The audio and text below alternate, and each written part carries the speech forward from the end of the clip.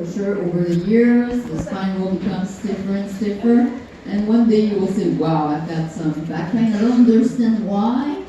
So that's the kind of things your patient will say. That's the reality. So some are 40, 30, 50 years old, and they're coming saying, oh, I've got back pain. I don't know. I never injured myself. I'm not doing something specific. So sometimes it's injury from more major macrotrauma. Yes, maybe you fell on the ice. Maybe you felt you have been smashed playing hockey, or maybe you have been doing too much studying in front of your laptop. Maybe you have been doing some too much rotation with some activities. Oh, you've got pain one day, then you're going to be okay. But in the long run, it will heal, it will become stiffer, you will have all those other vertebrae to move on, but maybe you've got the tissue might have healed with the poor quality of the scar tissue might have a poor quality, so it may end up with some hypo, or it may end up with some hyper instability. I did not assess my friends here, and I did not talk too much about his case as we were doing the webcam, because I could see that there was some hyper, so I didn't want to mix anyone at this point in time. Okay, but we may see with someone something very specific. I might show it on the webcam as needed, if maybe you haven't found anyone on your side, but I'm pretty sure on every side there is some limitation. Okay. There was a question. There was a question about where to start. Should we look from the front, the back? Do we need to look at the curve? From my experience, the most important part is looking at the range of side flexion rotation from the front. Okay, as you could see, most of you, some of you were saying, no, it seems normal. No, there's not too much limitation. It's most of the time it won't be half range of limitation. It will be just a little discrepancy from side to side. So if you are on the side, if you are on the back, you might be missing it. From my experience, and there's nothing written about it, but if I'm looking at my patient's shoulder, where is it in space? This is where I will get an important information. Then, doing the overpressure. The curve will guide me, but won't guide me as much as when I'm doing my side flexion of the lumbar spine. Okay? So if you feel that so sometimes it will become obvious that you need to look at the curve so that you can see, like in this case, he was moving a lot in the lower thoracic spine, or maybe the lumbar spine. Okay? He wasn't moving well in some other movements. So then you want to look at the curve, you want to see for any creases. But for sure, you cannot do everything from the back. So it will be at first looking at actively what do I see from quantity of range. Then I will be moving around saying, okay, let's move again and see what's going on in the back. Any too much movement, any not enough movement. What's the quality of the curve, creases, kink, where you can see that it doesn't seem to rotate or side flex in some direction. It's not always as obvious as the lumbar spine when you look at the C shape. Okay? But for sure you can see if there is too much movement or not enough movement at some level. The too much movement become even more obvious. Okay? For both side flexion and rotation. Okay? You've got the right to ask your patient to move more than one way, one time. So in some of you, I was asking like 3, 4 times. Okay, let's move this way again. Let's move this way. Okay, let's see the feeling. You're not sure. It's not that, oh, I'm not sure, but that's okay. Let's move to the next thing. You're not sure. Do it again and again. The goal is to find something. If you don't find anything, it's like doing nothing. By the end, you will not know what's the problem. So you need to do it more than one time sometimes. And get an idea from it. That's different. Most of you were fine. We're good at finding the decrease, the hypomobility, the uric gas. But at first, Most of you said, no, it seems normal. But when we did it together, it was obvious for most of you. So you can do it. So then I will say you need to believe in yourself a little bit. Okay? When I'm doing my overpressure, just a little comment maybe. When I'm doing overpressure, so let's say I'm doing rotation from the front, I'm asking my patient to move first in and range, and then I will be applying overpressure. It's a light overpressure. Some of you are just doing, excuse-moi, tu es habitué de faire le tournement au hockey, le plein. So, if you're doing this, you're moving all the way through the spine, you won't get much information. It is light overpressure. I'm using my fingers. And I like to do myself, there's no rules to it, but I like to do just a little rebound like this. So what's the end feel here? Versus I will be moving my patient the other way and say, okay, and what's my end feel here? Let's do the same. Okay? So I look at range first. Oh, there was a limitation with right rotation, and then my end feel is not the same. Early cast end feel, or there was a lot of rotation on that side, and when I'm doing it, whoa, it seems to move a lot.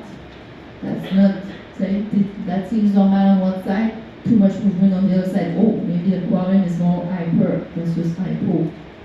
Okay? Est-ce que j'ai répondu et plus à la question?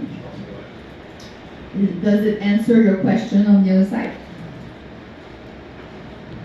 Which is always longer than the question, the answer itself. Then we will be moving to the next part. We will be doing traction compression. So on va le faire, tu vas regarder par là. Tu peux te reculer. The compression is pretty easy. So first of all, you're going to cross your arm again. For most of those things that the arm should cross, just d'à côté au sol. So now I will have a big challenge to the traction one. I didn't choose the smaller of the group. So the compression is easy. You're going to be placing your hands on the patient's shoulder and you're just going to press down. Why are we doing the traction compression? You see there's a disc, if there's a fracture, body fracture, or sometimes a spine fracture, metastasis, something more severe. Here again, looking for pain with compression, decreased pain with traction. Okay, so compression is easy, just like this. Traction is not easy because I will be using my patient's arm, and if I just use the arm, see, it's not a traction, it's a scapulothoracic elevation. So that's the challenge. Not doing a scapulothoracic elevation, but the traction of the thoracic spine. To do that, you need to have one of your patient's arm, the one arm that will be close to the chest or to the abs, on the side, the end will be on the side of the patient's trunk, with the other arm over it.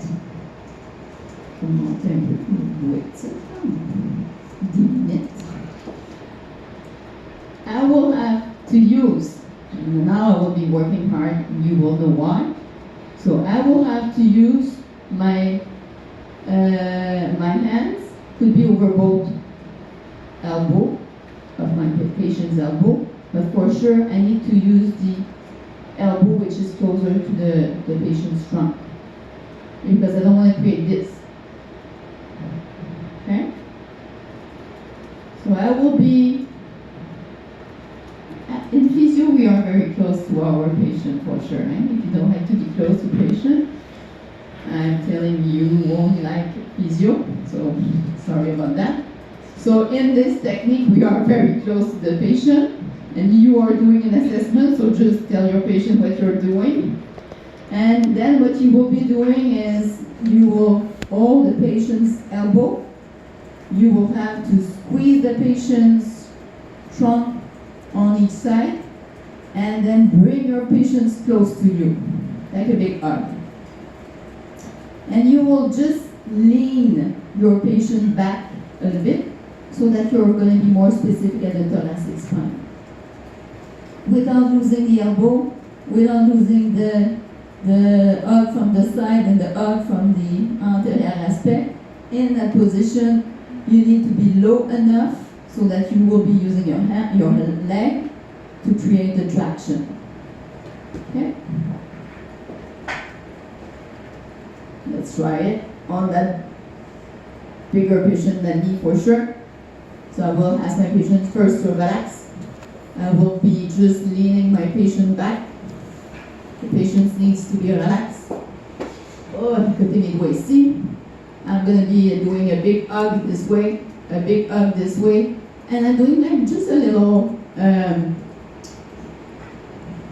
G, like a G stroke, a G movement, so that I will be more specific at the thoracic spine. And in that position, I will be doing the traction this way. And it's very light. It's this, and this. If you're not holding tight enough, it will be this. It will be easy for us to see if you're not doing well.